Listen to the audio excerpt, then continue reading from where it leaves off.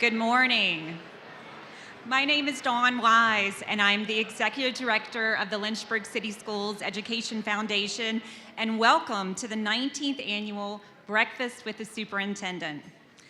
Woo! What a good-looking group. All right. This year's breakfast theme is Inspiring Achievement Through the Arts, and we have a great presentation in store for you today. I always like to start off any remarks by talking a bit about the Education Foundation, who we are, why we are here, and how we are an incredible asset to our public school division. The Education Foundation was established in 1985, and this year we are celebrating our 40th anniversary. Yay! We are separate from Lynchburg City Schools and are a 501c3 nonprofit organization that goes above and beyond what public revenues allow. Essentially, standing in the gap between what is funded by federal, state, and local tax dollars for the Lynchburg City Schools budget and what is not. We are solely donor-funded and rely on the donations of private individuals, corporations, and grant-making foundations to implement the impactful programs and opportunities we provide to our Lynchburg City Schools community, and to fund our operating costs. Nobody likes talking about our operating costs, but including the salaries of our 3 employees and a stipend for our new paid intern. So no, we are not volunteers. And the Lynchburg City Schools Breakfast with the Superintendent is one of these opportunities. It not only gives the community an informative way to learn more about Lynchburg City Schools, but it is also our biggest fundraiser. And we could not do the work we do without its sponsors. Thank you all for so generously supporting the mission of the Education Foundation, including this year's lead sponsors, Berglund Toyota, Centra, and you can cheer for yourselves if you want, Dominion 7 Architects, Fleet Laboratories, Greater Lynchburg Community Foundation, Hurt and Profit, Liberty University,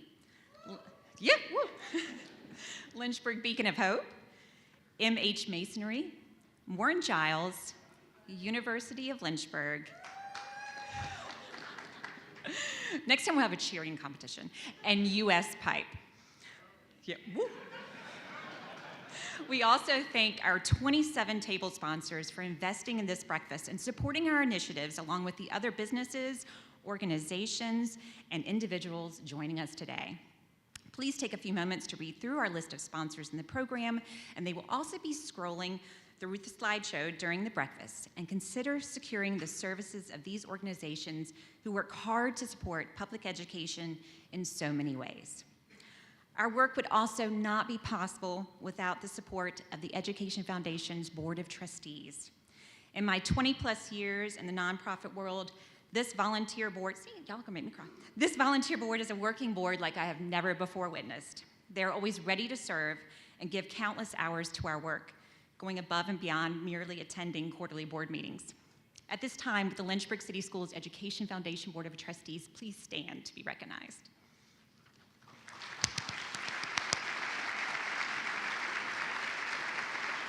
Thank you. Thank you for all you do.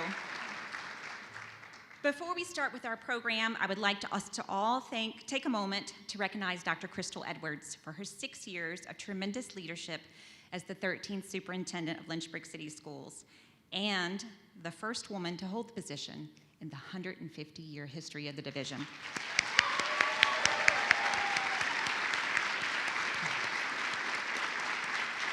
She is not here, so don't look for her. She is retired. She retired in October after 38 years in education to spend more time with her family, in particular, her 80-year-old mother. If you were at the breakfast in 2023, you may have had the privilege of meeting this incredible woman, her mother, who is indeed a very special soul, and I applaud Dr. Edwards' decision to begin spending more time as possible with her family. Thank you, Dr. Edwards, for your time with us, and congratulations on your retirement. And Dr. Copeland. Yes. Woo. And Dr. Copeland, thank you for your heart and service to our Lynchburg City Schools community as well during this time. Your work has been everything but that of an interim. Thank you. Now, on with the arts. First, I also like to point out that if you've been at the breakfast before, you may have noticed we are missing some art centerpieces. We usually have centerpieces made by art students that are that you could take home with you. We usually ask the art teachers across the division to provide these takeaways, but when we started having snow in December, and that didn't stop until probably last week, we thought it was best not to ask them to do anything extra for us. So you all have little magnets in front that you can all take with you. We have extras that you can have. Those are all artwork that was made by students, the art students, and there's inspirational quotes on there as well. That was also created by our class renovation grants. Feel free to take one or more, and there's lots of little empty seats. You can take as many as you want. Thank you to our wonderful marketing consultant, Misty Vinson-Spitzer. Where are you, Misty? Yeah, there's a woo. Yeah, they woo. For curating those beautiful pieces with inspirational quotes. You'll hear more about Misty in a little bit. Next, I hope you also took a moment to pause and listen to the music in the lobby as you arrived this morning. A big thank you to Scott Stallcup, orchestra teacher, woohoo, at Heritage High School, and his students are bringing some culture to us this morning in the form of a string quartet. Thank you for being here. Also in the lobby, if you did notice, the incredible display of artwork when you walk through the doors to registration. Art teacher Kayla Jones from Sandusky Middle brought that in yesterday. We asked her for some art to display, and she brought 300 pieces with her. So those are for her middle school art students. I was able to witness firsthand during rehearsal yesterday Kayla's dedication and passion to our students, and I cannot wait for you to hear more as she talks about the importance of this medium as part of our presentation. As I mentioned, we have a wonderful program, and I look forward to sharing the morning with you as we present Inspiring Achievement Through the Arts. Well, good morning, everybody. I appreciate you all being here. This is one of those nice events that when you work for Lynchburg City Schools, you get to go to. Throughout the room with you this morning are building principals and administrators and folks that are out there helping kids every day. So if you happen to be sitting at a table with one of them, thank them.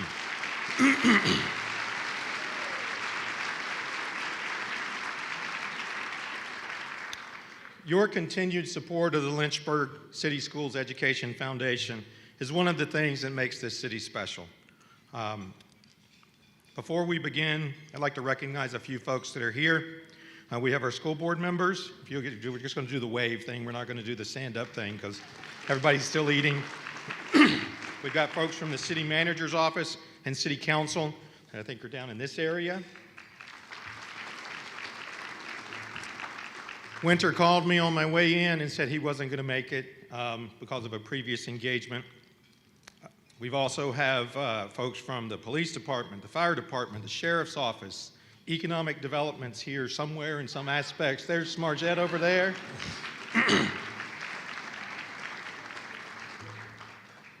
And I'd like to acknowledge our state leaders in here this morning, Senator Mark Peake. Thank you for being here. And Delegate Wendell Walker. Now finally, I want to give a big shout out to the Lynchburg City Schools Teacher of the Year, Miss Ayanna Stamps-Glover.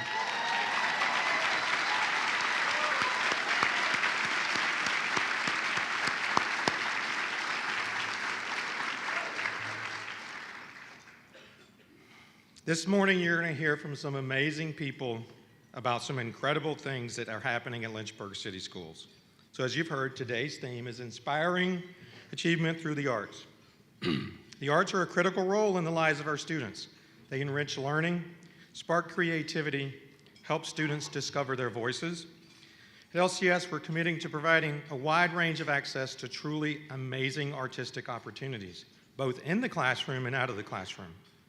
Through our performing arts programs, and those are things like theater, choir, band, orchestra, we give students the opportunity to shine on stage and on the fields on Friday nights and in Saturdays at band competitions. We have courses in painting, drawing, photography, and other visual arts, helping students develop their talents and express themselves in meaningful ways. Arts education not only helps develop the artistic skills, refine those, but it fosters confidence, teamwork, discipline, and it engages students. And when students are engaged, they thrive. The arts not only support and enrich the school, they support our entire city and community. So I want to go through a little exercise this morning. If you are or have ever been an arts teacher, raise your hand. Okay, keep those up. Okay? If you've ever taken an arts class, drawing, drama, orchestra, band, as a student, raise your hand. Wow. Okay.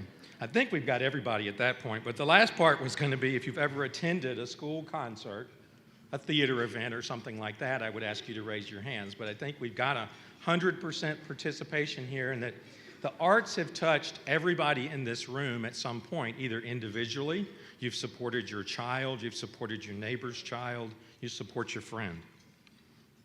I'm deeply passionate about the arts. But it's not just a professional passion, it's a personal passion. As a proud parent, I had the joy of witnessing firsthand the impact of the arts on my daughter, Sarah. I knew she had a gift at an early age, but it really took middle school and high school teachers to get her to shine. It was under their tutelage that we started to see some of the things that you see on the screen here. During her time at Heritage High School, Mr. John Rourke championed arts projects most every year, and I think he did it through Education Foundation grants. One of those he did was called the Juneteenth celebration, and that's the genesis of these works that you see. Many of these pieces were in exhibition at the Legacy Museum. Sarah had one portrait that was, there's Tim right there. Sarah had one portrait that hung in the gallery here in the Dora Museum for a showing.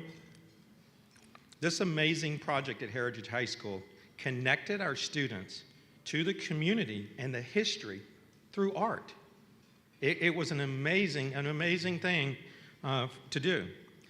This passion she had for art led to her collaborating with Pioneer Theater her junior and senior year and helping with sets. And what you see on the screen now are one of those sets for the competition piece that they did. That set is contained of 5 or 6 different panels that the mountains are on, and then the sky is a canvas that's flipped up over some supports in the back. The students had to take that set on and off stage at every performance as part of the theater competition that they did, not only with VTA, but with VHSL. All right, here's the twist. Here's the part where my passion for the arts really came to be. In the 2018-19 school year, I was working with Dr. Edwards on a strategic plan, and we had one of those community engagement sessions at Heritage High School. At the end of that session, I was ensuring a junior student got to her car safely at the end of the night, because it was fairly late for a high school student. Well, I thought it was late for a high school student. Probably not. Her parent had to leave early and said, "Hey, I need you to make sure she gets to her car safe." So we're walking down the main street at Heritage High School. And for those of you that haven't been in Heritage High School, the main street, if you walk into the building, you know it even though you don't know it, because it's this big, long hallway that stretches at least a football field and a half. It's wide enough to have track practice in, and it's 2 stories tall. Okay? It's affectionately called Main Street. So we're walking down Main Street, and she says, "Hey, I need to ask you something. Would you consider being in the upcoming production at Pioneer Theater for South Pacific?" Now, I was 52 years old at the time, and if you didn't pick up on the fact, I was a retired Marine, so my early career path had nothing to do with theater. Nothing. I think I stopped breathing, but I at least got out a nervous chuckle and said I would consider it. But here's how she softened the shock. She said, "Well, Sergeant Major Eldridge, who's the head of the Marine Corps Junior ROTC at Heritage High School, has already agreed to participate and play the other part." And I was like, okay, at least there's some safety, and that if I fall out and collapse in the middle of the show, he's going to grab me by my shirt and he's going to pull me off, because Marines don't leave Marines behind. So at least I wouldn't be left on the stage. Now, the role that she asked me to play was that of Commander Harbison, who was the executive officer in South Pacific, for those of you that haven't seen it. Well, I told her I'd think about it. And I reached out to Larry Hart, who's in here somewhere, back over on that side. There he is. a theater teacher at Heritage, and I said, okay, I've been asked to do this part. Can I at least get a script so I know what I'm getting into? So a couple of days later, I walk into Heritage High School main office, and Jackie Hoffman, who was the office manager for Heritage for a very long time, was there. And I said, hey, Mr. Hart was supposed to leave something for me. I'm here to get it. Right on cue. And I've got to read this to make sure I got it right. She handed it to me, and she said, I just have to share how much I love the musical South Pacific. It just happened to be the most favored musical for my dearly departed mother. Folks, that's new, and I'd been snookered.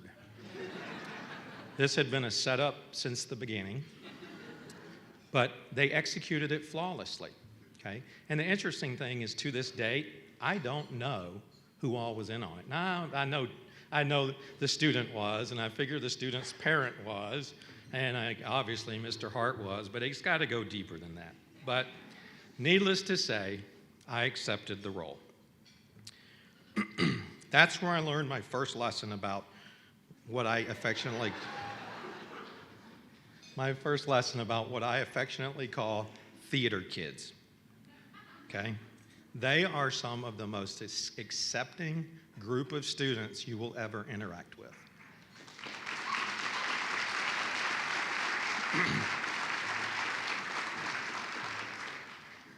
So here's a 52-year-old deputy superintendent and retired Marine trying to memorize lines at 52 years old. They give you hints like, write them on index cards. So you've got the cue line on one side and your line on the other, and when you write it, supposedly it's going to stick in your brain. It didn't work. So on top of having to memorize lines, I had to learn this thing called blocking, and I'm thinking, okay, I've seen football, I can do this.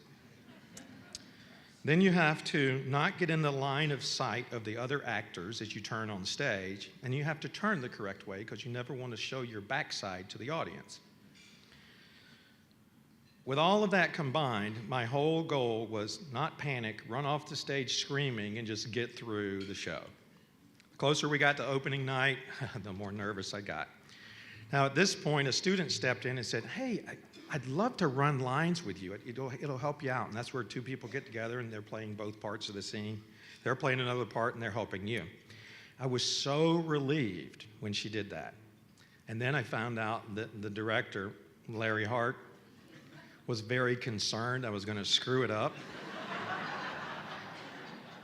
So he told this poor sophomore girl, please go sit with him and help him. So my first role in theater ended. I survived, and I gained a new respect for students in the performing arts. My daughter's senior year, I became that supportive theater parent. I helped build sets. I drove the set and prop truck to VTA and to VHSL competitions. I even helped chaperone the summer team building trip to West Virginia when we did a whitewater rafting excursion down the New River and then caught a play afterwards. It was a great weekend. While on that trip, the seniors asked me, are you going to be in any future shows? We've got Scrooge the Musical coming up. Well, I thought about that one long and hard, but since I knew Larry very well, he gave me a little bit of executive privilege, and he allowed me to select the part that I wanted. And I chose to be Jacob Marley, one of the ghosts in Scrooge, okay? Now, then I realized that Jacob Marley had a song to sing. With a little coaching, I did okay. I'm still working my way towards American Idol, but I did okay. As you can see, I even learned how to do my own makeup. So of course, somebody had to teach me. Lorelei had to teach me how to do that, but by the end of the show, I was doing it myself. One thing to note about this production is that 3 of the 4 ghosts in the show are played by adults. So here are the 4 ghosts in the show. Of course, there's me. Then there's Tim Beattie, the principal, and he played that part every night.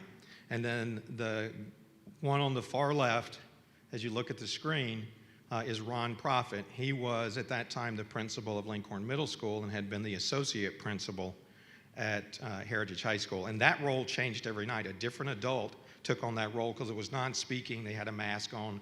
They were hooded. It was reassuring to see other adults coming into shows. During that show is when I had the pleasure of meeting Jeff Krantz.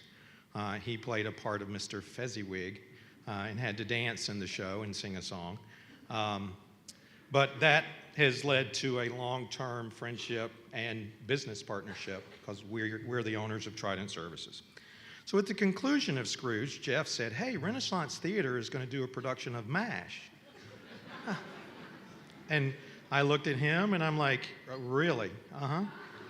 And then he got Larry and said, "Hey, Renaissance Theater is going to do a production of MASH." So like Saturday night when the show closed, we're all sitting there and we're like, "Well, I'm going if you're going." "Well, I'm not going if you're not going." "Well, I guess we're all going. Are we going Sunday or Monday?" Well, we all auditioned for MASH at Renaissance Theater. Larry got the part of Henry Blake. Okay, if you've seen MASH, now this will shock you if you know Jeff. Jeff got the part of Frank Burns. A fitting part for Jeff. And they typecast me. They made me the general. So I'm playing a commander in one show, a general in the next. I'm thinking my niche in theater is going to be very, very narrow. It's going to be military parts. It was a great show. It was fun to do community theater. I got to meet a great director in Valerie Daltrey at that point. And that was the last show on stage. We closed the week before the world closed in March of 2020. Okay, so that was really one of the last live performances for a very long time in Lynchburg. But theater became an escape for me from the daily grind. You know, I met people. Unbeknownst to me, there's this little critter that runs around in theaters all over the place, and I got bitten by it. It's called the theater bug. Okay, it's like once you do one, then you want to do another one, and then you want to do another one. Next came a show called Couples. This was an interesting show in that it was actually written during the pandemic. I think we've got a shot of that one if we can get there. Yeah, it was written during the pandemic in the upper left, but it was written, folks, this show was written to be done via Zoom. So if you think about doing a show and all the audience just logs into Zoom to watch it. Well, the director took it and broke it up and made it that Hollywood Squares thing you see in the top corner. And everybody's in their own little box, but we're all focused on the screens. There's no side-to-side interaction, so we performed it like we were looking at Zoom, but we did it live. I think that was one of the first productions to be back on stage, and that was like, you could only see, that was back in the dark days when you could only sit people every other seat when they were together, and everybody had to wear a mask, and you know, we wore masks during rehearsals. It's really hard to talk when you have this thing on and mumbles everything you're saying. I got invited to play a role in Sister Act, and I thought that one was pretty nice because I was going to play the gangster. He's going to come in on the first scene. I'm going to utter a few lines. I'm going to get shot, and then I'm out the door. You know, I was busy. I think I was at VES and super busy with a job out there and building a building and everything else. So I went to one of the rehearsals, learned about my part, my role, and then the director, Jeff Krantz, said, "Hey, I've got this other part. I need a pimp in the back of the bar. It's a non-speaking part. That's one of the smaller pictures on the bottom with the velvet suit on and the hat with the big pheasant feathers in it, wisping back." And I was like, okay, great. That's still the first act. I can get in and out. I don't have to stay for the closing and all that. You know, I don't have to be there the whole night. So I go to another rehearsal, and he's like, "Hey, I really need you to play the bum on a park bench in a scene in the second act." I'm like, well, hell, I'm here for the whole thing now. First time I'd played 3 roles in one show, and going from the pimp to the guy on the park bench was very, very tight in a costume change. So you had to lay out everything ahead of time. I was blessed to take a lead role in a show called The Games Afoot, and this one is kind of a unique twist for me. The actor that I was playing was called William Gillette, so my daughter refers to it as I'm the actor playing the actor who played Sherlock Holmes, because William Gillette is the actor that brought Sherlock Holmes to stage in the early 1900s and did 1,300 Sherlock Holmes performances. very famous actor, has a home in Connecticut called Gillette Castle. So it was interesting to learn a lot about the individual that you're playing. But folks, this thing had over 300 lines in it. Now, you remember back to my first show when I'm worried about memorizing things? And I talked about putting stuff on index cards. Act 1 was a stack of index cards that was 2 inches thick. Act 2 was 1.5 inches thick. It was a lot of work to learn those lines, but it was a fun play to do, and it just more connections with great people. Latest shows I've been in have been 2 Samuel. That's a show that Mr. Hart did for Renaissance Theater that he did in 2018 and took to what we call the National Championships of High School Competition. So it was great to work with him. And then It's a Wonderful Life this last fall. Since 2019, if you haven't been keeping count, I've been in 8 different productions, and it all started walking down Main Street. I've even been Santa at Riverside Park for holiday lighting a couple of times. I've done Santa gigs all over town. But these are some of the Renaissance Theater people with me. The weird elf-looking guy, that's Jeff. So, but when I look back on it, I think, not bad for a retired Marine and educator that got into the theater in his 50s. I enjoy it. It is an escape. It is that piece of me that many people in this room may not know. Some of you may have seen me on stage. For the rest of the morning, you're going to hear from amazing speakers. They're going to bring you their unique perspective on their role in the arts. First, Taylor Wisskirchen. Now, folks, she's the person that asked me to be in South Pacific. Okay, so hold on a second. So Taylor was a theater student that now is back as the technical director at Pioneer Theater. Okay, so it's come full circle for her. After Taylor, we'll hear from Kayla Jones, who's an art teacher at Sandusky Middle School, and then Michelline Hall from the Academy Center of the Arts will highlight the incredible opportunities the Academy brings. So first, Taylor, and then we'll move on from there to the others, and I'll be back up here for the closing at the end. Thank you. Taylor, it's all yours.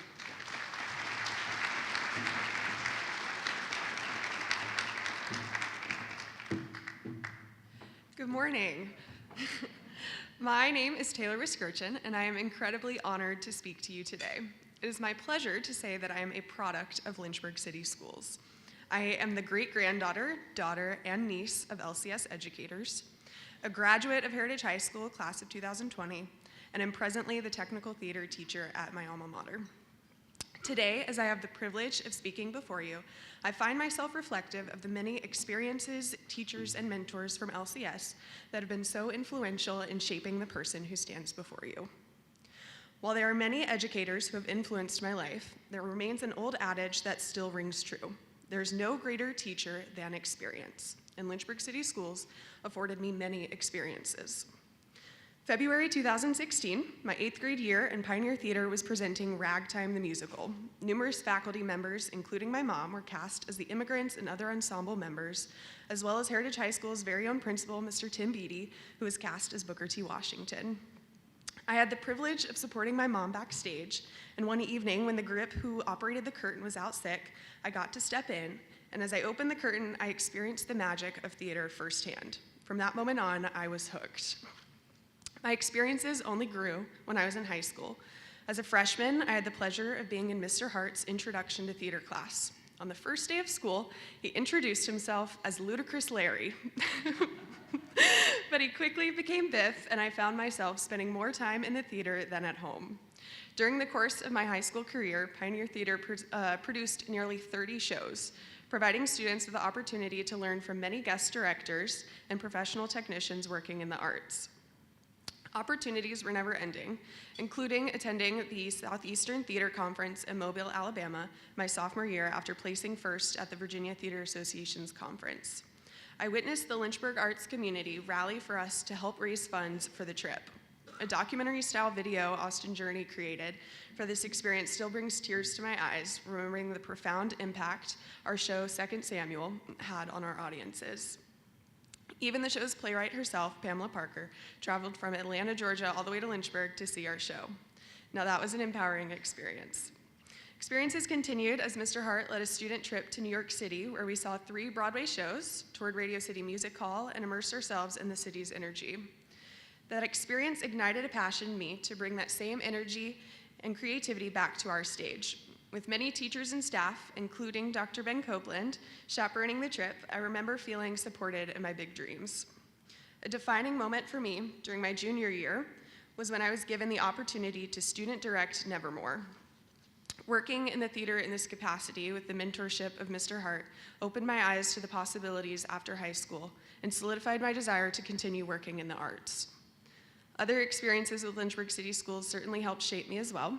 Outside of the theater, I was a student in the early college program at CBCC, earning my associate's degree before graduating high school.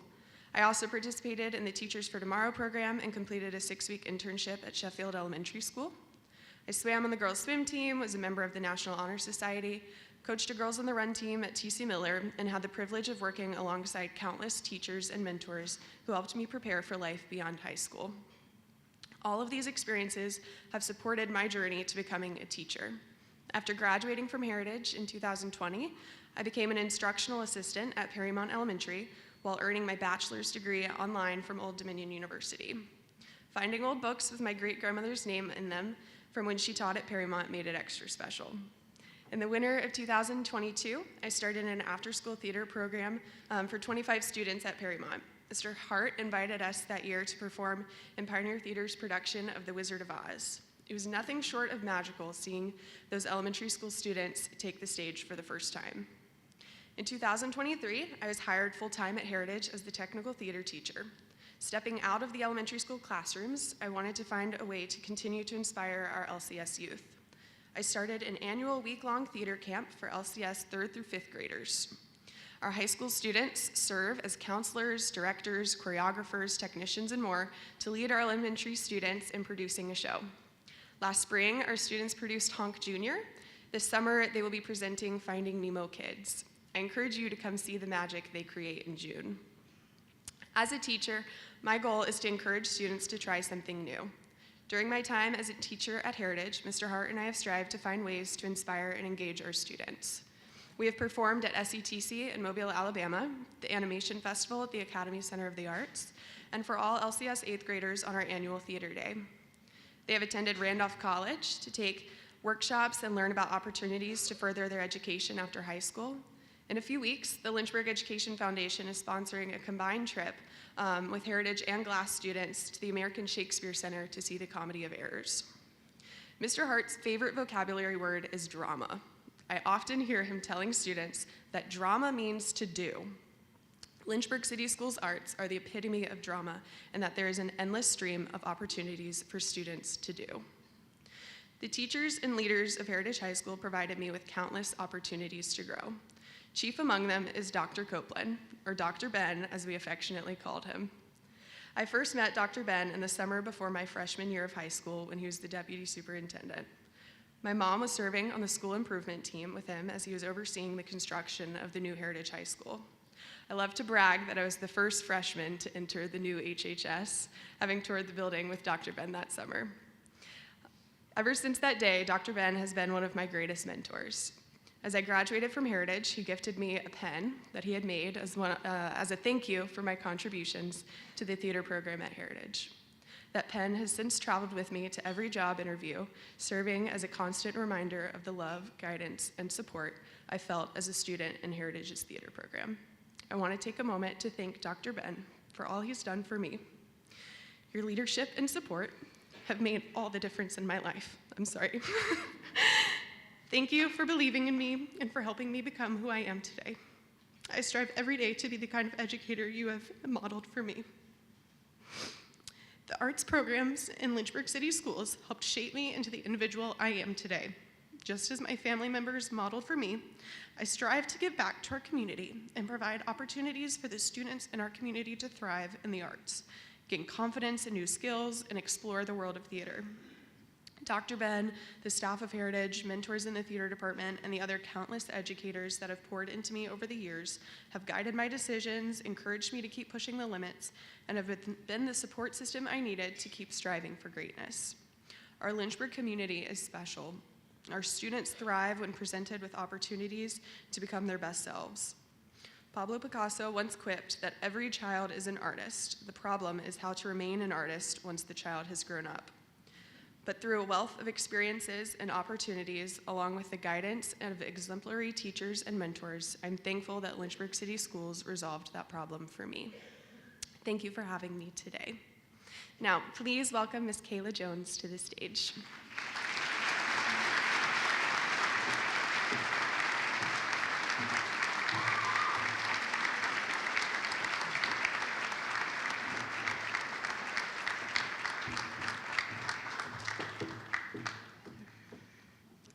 Aren't they sweet? Good morning. Good morning, everyone. My name is Kayla Jones, and I am the proud art teacher at Sandusky Middle School. I'm here this morning to speak about something I believe is integral to the education of our students, studio art. Studio art has the unique power to connect with students in ways that few other subjects can. It fosters expression, creativity, and provides an outlet for some of our most vulnerable students to engage in education. I want to take this opportunity to share how art can be a transformative experience. In Lynchburg City Schools, we focus on accessibility, inclusion, career exploration, and community presence. We all know that education is not one size fits all, and our students come to us with diverse needs and challenges and different learning styles. I speak this morning not as just an advocate for the arts, but as someone with personal experience on how art can bridge the gap between students who might otherwise feel disconnected. As someone with dyslexia and an individualized educational plan, I understand the hurdles that some students face in traditional academic settings. However, art provides an opportunity to engage in a learning that feels natural and empowering. At Sandusky, we meet our students where they are. This means going through the extra space and pulling the student when they can't move. The art studio is a vital part of this process. It gives students a safe, non-judgmental space to explore not only their personal pathos, but who they want to become as a human being. In my own experience, creating art, what allowed me to use my hands to think visually and express myself in ways that sometimes other subjects could not capture. For many students, especially those with learning differences, this can be the difference between feeling successful and feeling like you're falling behind. Art allows students to explore ideas in nonverbal ways, to express emotions that may be difficult to articulate sometimes, and to feel a sense of pride in creating something from nothing. This is vital for students with learning challenges and differences, and it gives them a way to think outside and excel beyond reading and writing tasks. Also, art opens doors to vulnerability, a critical aspect of personal growth. Students are often asked to expose themselves in ways that can be intimidating, but in studio art, vulnerability is not something to fear. It's something to embrace. Whether they're trying out new techniques, exploring personal themes, or simply experimenting with new media, students are made to step outside their comfort zones and take risks. This process in creating something creates resilience, self-confidence, and an understanding of their own emotions and experiences. As young adults, our students are constantly told how to dress, what to eat, how to talk, where to be and when, who they should be, what name to go by, and even have little opportunities to make their own choices. Art provides the opportunity for students to be free in a way that can help digest the requirements that's asked of them daily. Art is also one of the few subjects where inclusivity is naturally woven into the experience. It's a subject that can be adapted for all learners, whether they have an IEP, participate in special education, or are part of a mixed ability class. In art class, all students can succeed at their own pace, in their own way, at their own ability. By using adaptive tools, different learning strategies, and varying forms of media, students of all backgrounds and challenges can create and feel validated. In my time working with adaptive students, I've seen firsthand how art students communicate in a way that transcends spoken word and traditional assessments. Whether through tactile materials, visual cues, or structured exercises, every student has the opportunity to express themselves, build confidence, and see their own potential. As we focus on preparing our students for success, we recognize that art can play an important role in career and college readiness. Many students leave high school unsure of what they want to do, where they want to be exposed, and where they want to move on to in the world. But exposure to art-related careers opens new avenues.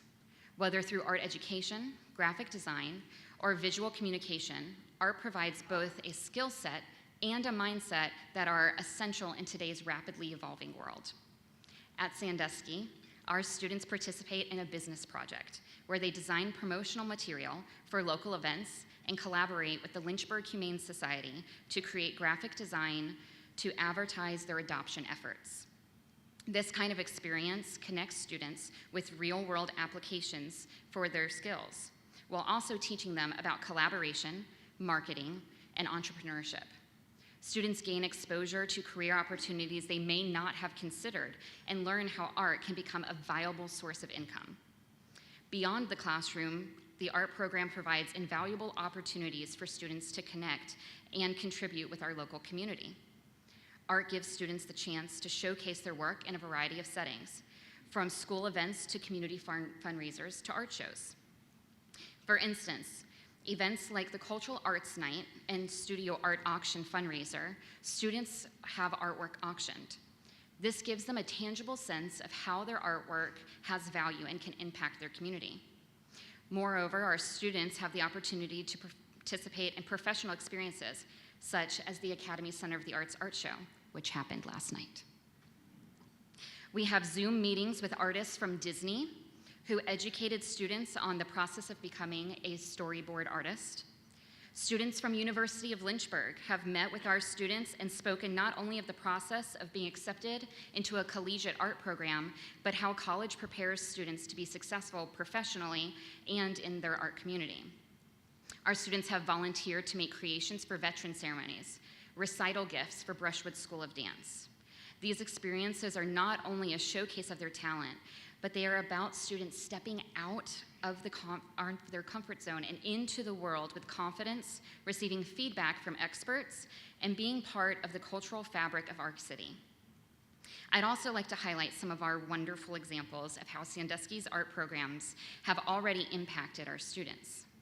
We have 5 preps, venturing from Introduction to Drawing, which is 6th grade, all the way to Advanced Art Explorations, which is our advanced 8th grade art class.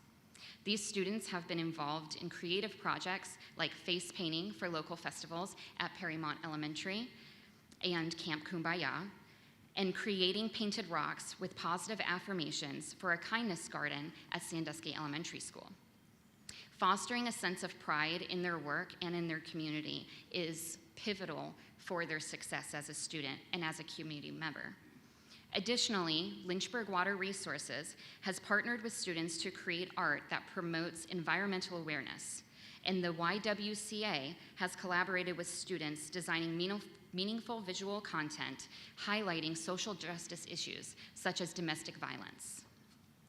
In the past 3 years, Sandusky Art Program has ventured to the Meyer Museum at Randolph, Art Alley downtown, St. Paul's Cathedral, the Academy, and this spring we'll be going to Washington, D.C. to experience the National Gallery of Art and the National Portrait Gallery. All of these experiences not only deepen a student's connection to their community, but encourages them to think about how their artistic talents can contribute for the greater good. No matter how much time I'm given to speak to you today, there will be Never enough time to tell you how amazing our students are. They are so incredible, and to bear witness to their story is a privilege. I'm incredibly proud to be their teacher. But to conclude, I'll say this. The power of studio art in Lynchburg City Schools is undeniable. It is a powerful tool for engagement, self-expression, inclusion, career exploration, and community presence. Art is not just a class or an extracurricular activity.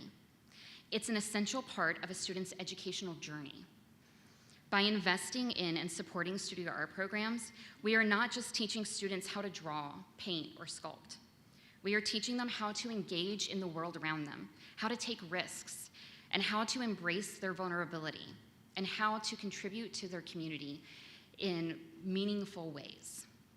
I urge you to continue your progression in supporting the arts. Our schools and every student, regardless of their ability, need to experience the transformative power of creativity by name and by need. Thank you.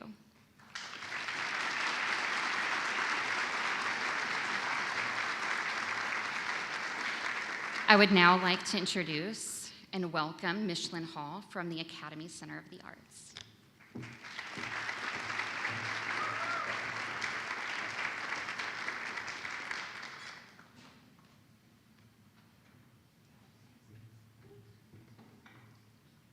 Well, good morning, y'all. Good morning.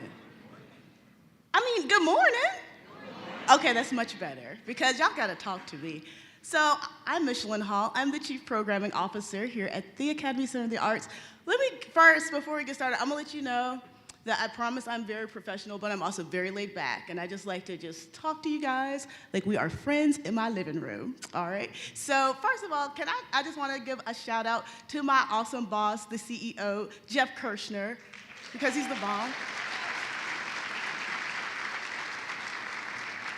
I also want to shout out Christina Davis is in the building. Christina is here. And you're going to see why that's important in the presentation here. So, we're going to talk about brushstrokes and bright futures, right? All right, we're going to roll to the next slide. So y'all know I'm Michelline. I work as the Chief Programming Officer. You might be like, what is a Chief Programming Officer? Well, let me tell you, it's a whole lot. It's a whole lot, but it's all awesome. So what that really means is that I'm the person that oversees all of our engagement that we do on our campus and off our campus. I weigh in on our ticketed programming because I know I've seen some of y'all come to our shows and concerts and things in that historic theater. And the historic theater is thebomb.com. However, sometimes people forget that the Academy Center of the Arts is beyond our actual historic theater. Go on to the next slide. So we are actually a very vibrant, integral arts community, like a cultural hub here in Central Virginia that connects all kinds of things, from our historic theater to multiple venues, to our multiple galleries, to, honestly, our art bus, our students. We bring creativity and culture together to allow our community to thrive. And this is for community members of every level and every age, but right now, we're going to focus on the kids, right? So you see here, y'all, raise your hand if you've ever seen our art bus out in the wild. So y'all, if you've seen the art bus, that probably means you've also seen Stephen Kissel, who's featured here just giving instruction. So our art bus is a way that we interact with folks, that we're able to take our arts engagement beyond the four walls and the campus that we have. We go to school events, community things, all kinds of cool stuff. Next. So y'all, I'm gonna let this, we do field trips. So that's when we get to bring the students into us, especially with the student matinees. And we do historic, SOL aligned historic field trips. But then we also get to do national touring field trips where the kids get to do either a Q&A or a special sneak peek or a specialized performance right on their grade level. So I'm gonna let this video play so y'all can understand how great of a time they have.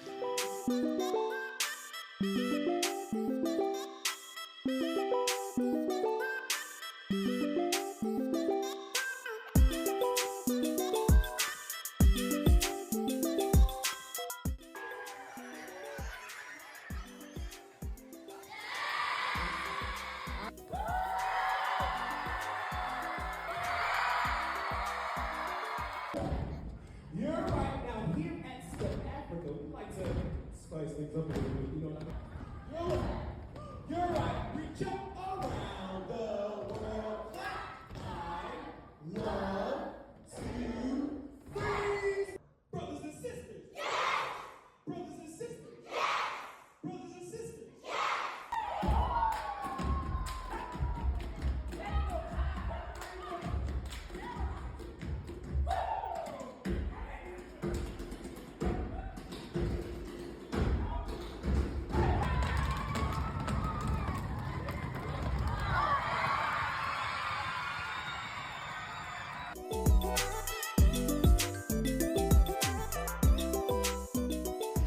You guys.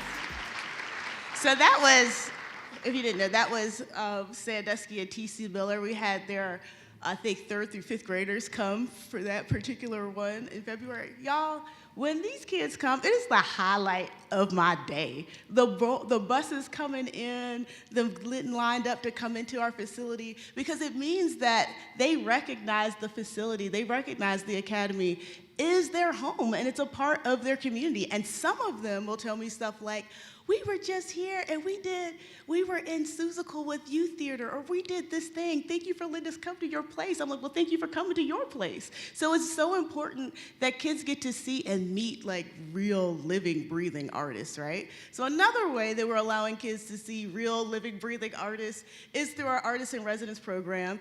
This year, we featured Christina Davis as an artist, teacher, and muralist. So she went into the schools, and I'm gonna let her go on and play that beautiful intro. Hi, I'm Christina Davis. I am the resident artist at the Academy Center of the Arts, downtown Lynchburg, and I just finished up a project with Bass Elementary School.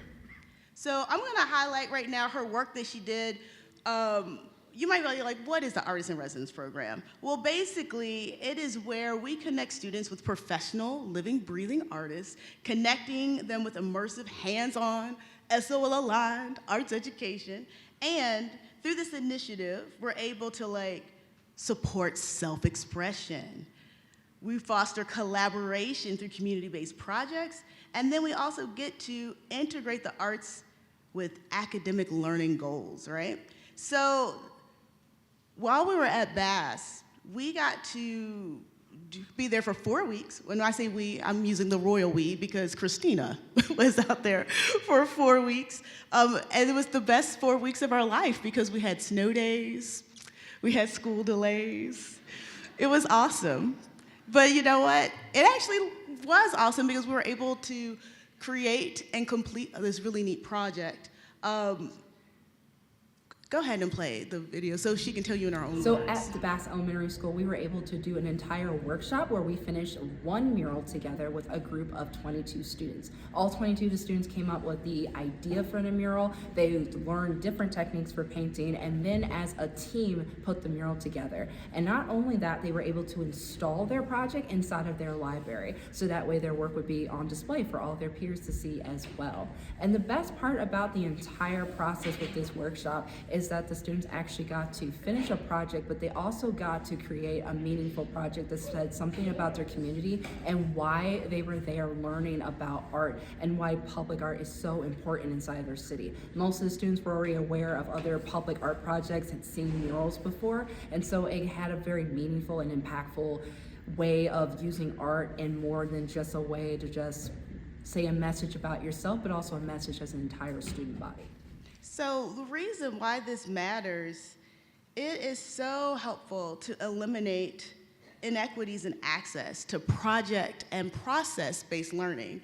Sometimes the cool thing about the arts is it provides us a safe space to just not be excellent, to get our hands dirty, to jack something up royally. And then after you jack it up, you get to learn how to do it better, and you get to walk away with something very tangible as a result of, I saw where I started on week 1, but I see where I am now at week 4.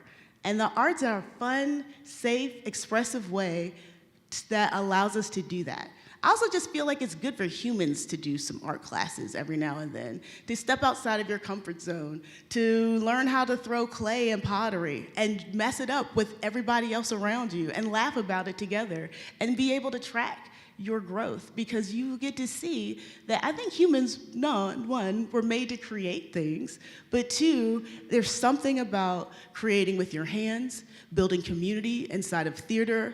It's something about hearing the stories and experiences of others, or you playing a character that is nothing like yourself to help you understand your neighbor better. And the arts have a power to do that, and that's why this arts matters so much. Like, I love the SOLs that hit on things like, learning how to demonstrate skills, needing to work collaboratively, because even as adults, we still need to learn to work collaboratively. It was challenging for those students to come together to create one focused idea for one art project that also recognized and exemplified their culture at William Bass and used their school colors and also still felt very personal to them, yet was executed well. So when you put all of that together, those are life skills that we need to have beyond, I think, a classroom when it comes to working together as a group and saying, who do we represent, how do we represent ourselves, and how do we interpret that visually? So now, looking ahead, first of all, can we give a hand clap to these other speakers that came before me? Because you guys, fire. So we got to talk about the youth art, BWXT Youth Art Gallery we have on our campus, and we talked about the art show that we have. One of the things that's coming up next is we're gonna do a showcase of some of the work that Christina has done with not just the William Marvin Bass students, but other students that she's been working with throughout her residency, which will be really fun. We're also really excited to let you guys know about Momix that is happening on April 7th. I know some of you principals and administrators probably got an email about our next student matinee. So hopefully if you can come or send some students, and some of you already have responded yes, and we cannot wait to see you, but know that that's available to you. And y'all can just come see Momix as adults anyways. Y'all can come to the regular show on Sunday, but we have the special matinee on that Monday. I wanna say that the next slide, I have to say thank you. I mean, first and foremost, I have to show some love to Dawn Wise and Whitney Boyd. Can we show them some love this morning? I want to thank the Lynchburg City Schools Education Foundation. Without your support and vision, some of these projects and our programs the Artists in Residence program would not be able to reach this type of students and the mass of students we're able to. I want to also give a special thank you to Ms. Hendricks, who's the principal at William Marvin Bass, as well as Ms. Sydney and Kenny, who is their art teacher, for helping to coordinate with us.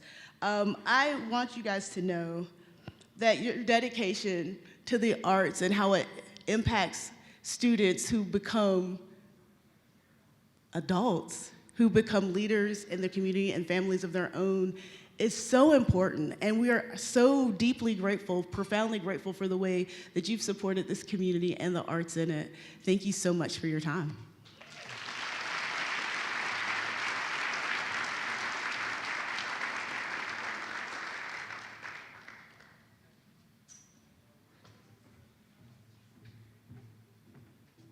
All right, some quick closing comments. You've heard some amazing speakers this morning about inspiring achievement through the arts. But folks, it's about the passion they have for the work that they do every day and their interaction with students. It's a calling for artists, many instances. Taylor's gone from being a student to a teacher. That shows us the full circle impact of the arts on students. Kayla and what she does with her students at Sandusky Middle is just nothing short of amazing, to be able to connect with that many students and the opportunities she's giving them.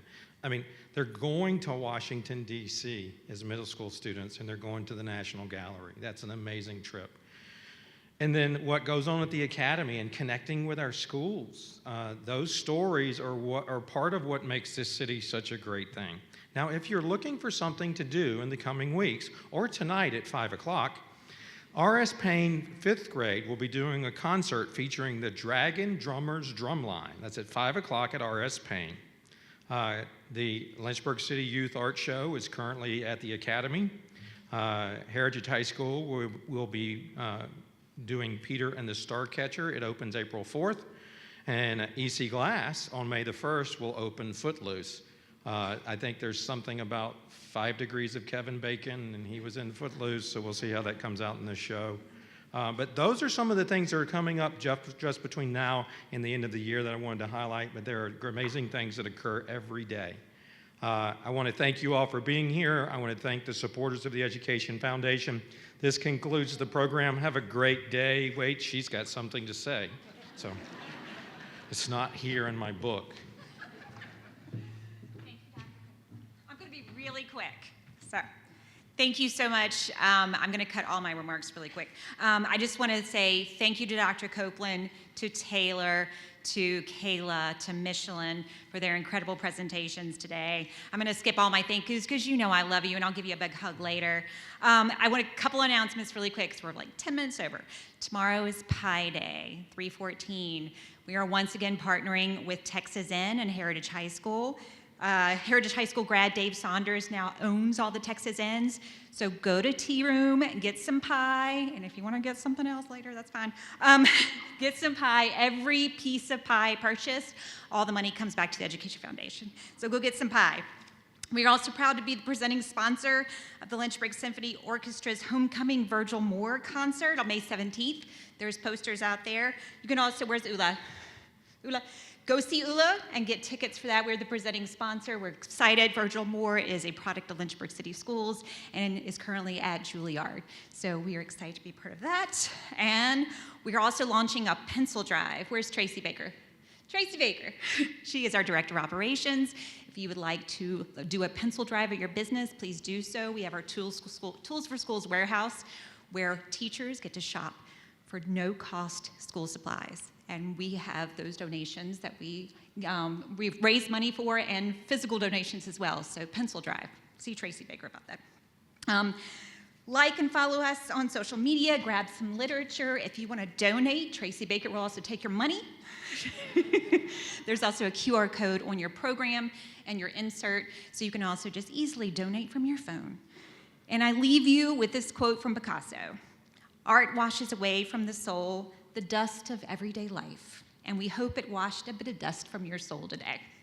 Until next time, friends, thank you again, and thank you for all the way you invest in Lynchburg City Schools, and have a great day.